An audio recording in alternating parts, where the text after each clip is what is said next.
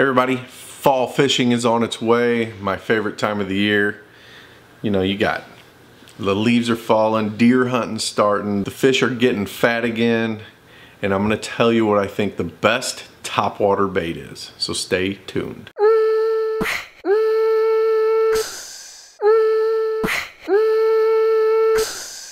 So fall is coming, my favorite time of the year. Deer hunting, Halloween, Thanksgiving, you name it, the fish are fat, and I just love fall. But I guess, what are the bass doing?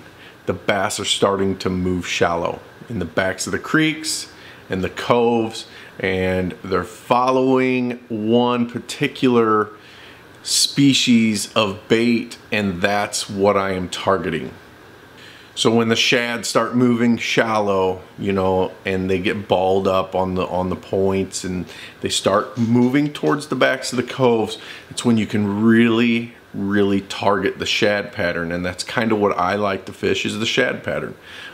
You know, you can still focus on other species of prey, but I focus on shad, and I think you'd be wise to do that. One thing to look for, you know, you always hear, look for birds, look for birds, look for them diving, look for them feeding.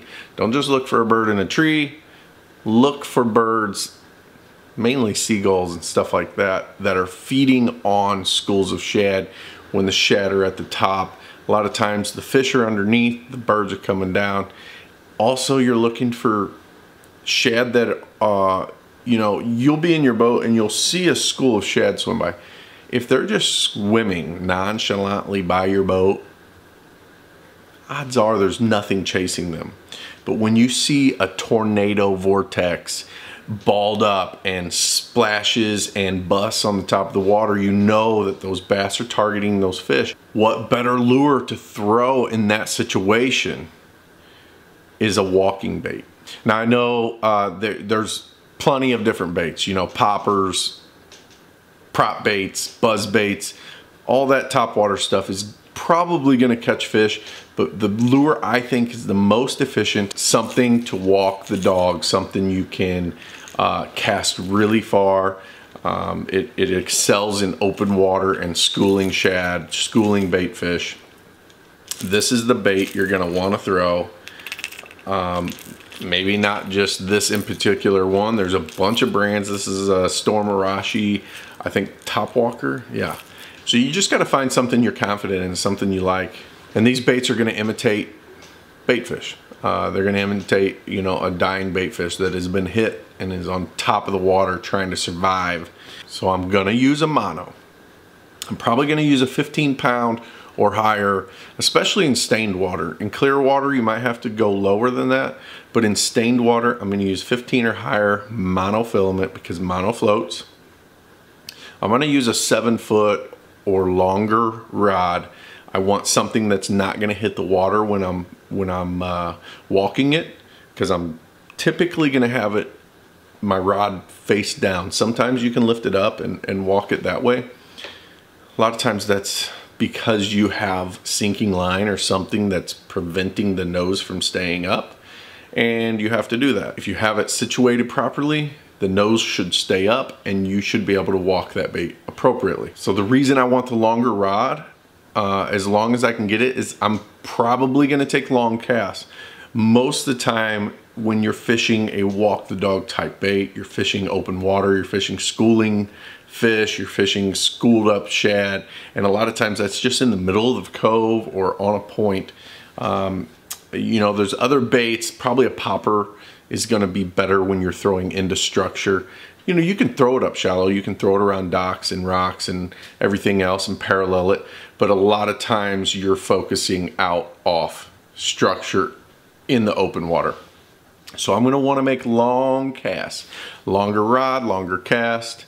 Maybe not as accurate, but it's gonna get you the distance you need.